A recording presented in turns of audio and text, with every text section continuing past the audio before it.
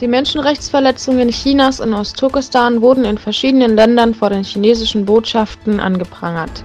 Die islamische Gemeinschaft Milli Görüş organisierte Proteste unter dem Slogan „Widerstand für Ostturkestan, Erhebung für Menschlichkeit“, um ihre Solidarität mit den Uiguren zu verdeutlichen. Kemal Ergün, Generalsekretär der islamischen Gemeinschaft Milli Görüş, nahm an dem Protest vor dem chinesischen Konsulat in Düsseldorf teil. Auch die IGMG in Australien protestierte in Melbourne vor der chinesischen Botschaft. Auf den Reden wurde die Solidarität mit den Uiguren und die weitere Unterstützung derer betont. Es wird berichtet, dass uigurische Kinder unter strengsten Sicherheitsvorkehrungen wie in einem militärischen Lager festgehalten werden.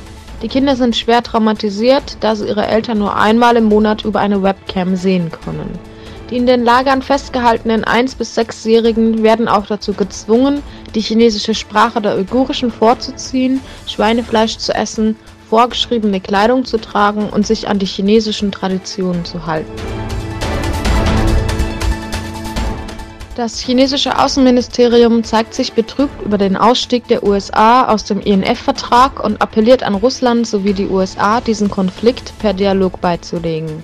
Jing Shuang, ein Sprecher des Außenministeriums, verkündete in seiner schriftlichen Stellungnahme von Chinas Betroffenheit über diesen Schritt der Vereinigten Staaten.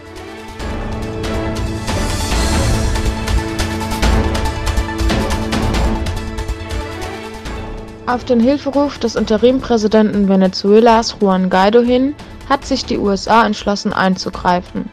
Auch die öffentliche Stellungnahme Boltons findet Unterstützung von dem US-amerikanischen Außenminister Mike Pompeo. Mike Pence sagte auf einer Konferenz in Miami zu den Venezolanern, dass die Zeit gekommen sei, Maduros Regime zu beenden.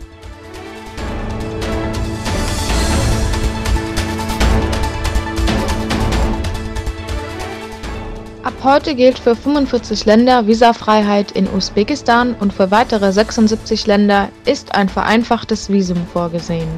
Demnach ist den Menschen aus den meist europäischen 45 Ländern möglich, für 30 Tage ohne Visum nach Usbekistan zu reisen.